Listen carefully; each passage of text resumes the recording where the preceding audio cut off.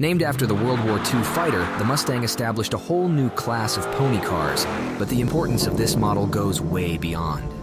This isn't just a sports car, it is a symbol of American automotive culture, a story that lasts for 6 decades. It is a story of speed, freedom, and the American spirit. It is a story of bringing style and performance to the masses. It is a story of America's most iconic car. So make sure to stay with us as we walk you through the most important chapters of the story that is anything but ordinary. Back in the early 60s, the American automotive industry was at its peak. That was the golden era of muscle cars. But even with such a diverse offer of models, Ford's management realized that something is missing. They came to the conclusion that the market needs a smaller, sporty muscle car that would attract younger generations. The car that would eventually become one of the most iconic models in the entire American automotive industry was actually a kind of experiment. Although engineers got the green light to start development, the budget was limited, so they chose to base the brand new Mustang on the compact Falcon. But the new Mustang came with such gorgeous aesthetics that buyers easily neglected all mechanical drawbacks. The management originally projected 100,000 units annually, but things escalated rapidly. Only on the first day, Ford sold more than 22,000 units. Only 24 months later, 1 million was reached. The original model was offered in 2 body styles, either as a convertible or notchback, while the legendary fastback joined the lineup later. As for the engines, base models were equipped with quite modest 2.8-liter inline-6 with 105 horsepower, while the 4.3-liter V8 was the only upgrade, with 165 horses. The amazing commercial success ensured way more resources, so engineers started working on improvements. The original inline-6 was replaced with a 120 horsepower 3.3-liter engine, while the V8 was increased to 4.7 liters. The new V8 would be offered in different output variants, ranging from 200 to 271 horses. A few years after its launch, the Mustang already established itself as a major player in the market. It formed a whole new class of pony cars, which would be joined by several new models, including Camaro and Challenger. As the competition was getting tougher, it became obvious that Mustang needed changes to remain relevant. One of the most important requirements was the installation of a more capable engine. In order to accommodate a big block engine, the car was enlarged in 1967. It became longer and wider, and it also received notable updates in terms of styling and interior design. However, the most important upgrades were under the hood, starting from the 6.4-liter V8 with a 4-barrel carburetor and a max output of 325 horsepower.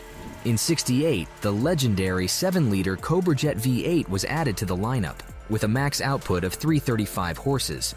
The '69 Mustang brought more updates under the hood, as the 4.7-liter unit was replaced with a bigger 5.8-liter engine with the max output ranging between 250 and 290 horsepower.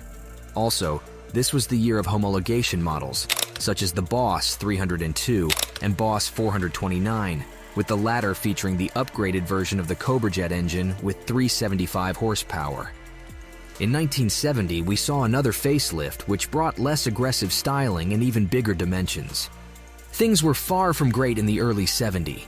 With the new emission standards and increasing gas prices, muscle cars became less desirable. The final production years of the first-generation Mustang were characterized by a way more modest offer of engines, with the 5.8-liter unit being at the top of the offer. It became obvious that the new model needs to be efficiency-oriented. That brought us the '74 Mustang, with a significantly different design approach that included smaller proportions and much smaller engines. The car was based on the Pinot platform and offered with just 2 engines. Base versions were equipped with a 2.3-liter inline-4, while the 2.8-liter V6 was the only upgrade. From today's perspective, this is by far the least desirable generation of Mustang, but back in the day, it was actually a great commercial success. This was the time of the oil embargo, so it's no surprise that the Blue Oval Company sold nearly 400,000 units of this fuel-efficient Mustang in the first 12 months. As the oil crisis was over, the demand for V8 Mustangs appeared again, so the company offered a 4.9-liter unit with a pretty modest 140 horsepower. It became obvious that the market needs a new Mustang, one that would get back to its roots. With the increasing demand for bigger and more capable cars in the late 70s, Ford decided to bring the new Mustang closer to its roots with a bigger body and more attractive design. The new generation was introduced in 1979 based on the new Fox platform, which would remain active for a full 25 years. The new model was bigger and more attractive, offered in hatchback and notchback layouts, but base models were still based on inline-4 engines, starting from a naturally aspirated 2.3-liter unit with just 88 horsepower. The same engine was available with a turbocharger, producing a respectable 132 horsepower. The old 2.8-liter V6 was replaced with the new 3.3-liter V6, designed by Ford's European department. As for the V8 offer, it started with the same 4.9-liter unit, which was soon replaced with a smaller 4.2-liter V8 due to the second oil crisis. That was the least powerful V8 in Mustang's history, with just 120 horsepower. These were very rough times, so rough that the company was seriously considering offering a new, economy-oriented Mustang compact in size and based on a front-wheel drive platform, which would be co-developed with Mazda. Thankfully, the oil crisis was over, and the front-wheel drive Mustang never happened. Instead, we saw a big return of the 4.9-liter V8.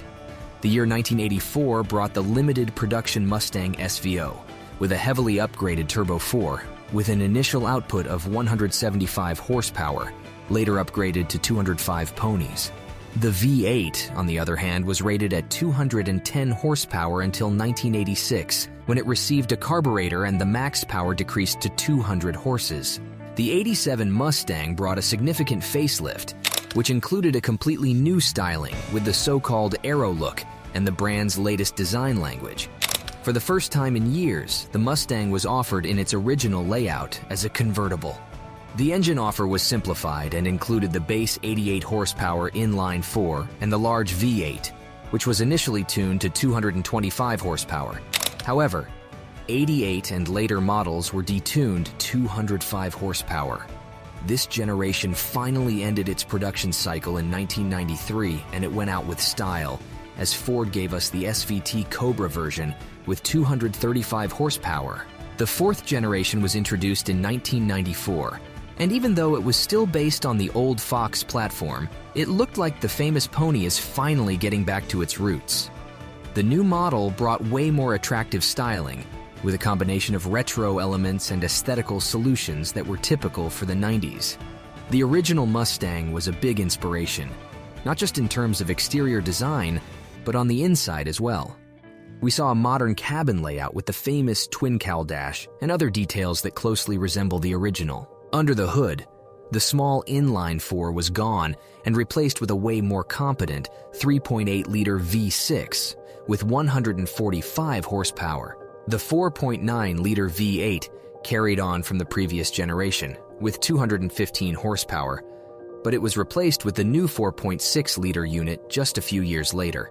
In 1998, we saw a mid-cycle update that brought a new, more aggressive styling with sharper edges. More importantly, this refresh brought upgrades under the hood, whereas the base V6 was uprated to 160 horsepower, while the new V8 went up to 260 horsepower. Throughout the whole production cycle, the fourth generation was offered in the SVT Cobra High Performance version. Aside from the initial '94 model, it featured a way more capable engine than the previous generation. First with 305 and then with 320 horsepower. Eventually, the 2003 and 2004 models were good for quite impressive 390 horsepower. Another very important thing to mention is that this SVT Cobra was the first ever Mustang to feature an independent rear suspension. The rest of the lineup, of course, featured a good old live rear axle. This was pretty much a turning point in Mustang history because for the first time in decades, it looked like Ford has a worthy successor to the original model. This generation finally ditched the 25-year-old platform and come with a completely new styling, which was all about retro elements. It instantly became a highly desirable machine, even though Ford didn't want to give up on the live rear axle.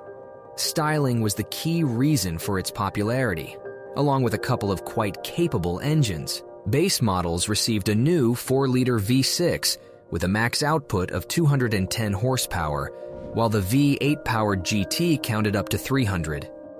A few years later, we saw a comeback of one of the most iconic monikers in Mustang's history. The GT 500 was revived with a 5.4-liter V8 and a max output of 500 horsepower. The importance of the 5th-generation Mustang goes way beyond Ford's commercial success. This generation was so good that it made rivals revive their icons as well. The all-new Camaro was introduced after a short break, while Dodge brought back one of its biggest icons, the Challenger. With the old rivals back, it was obvious that Mustang needed a refresh, and that eventually happened in 2010. The new styling was just one aspect of the update. The other was a way more capable engine lineup. The new 3.7-liter V6 was introduced, with a pretty impressive 305 horsepower, while this was also the first time we saw the famous 5-liter Coyote.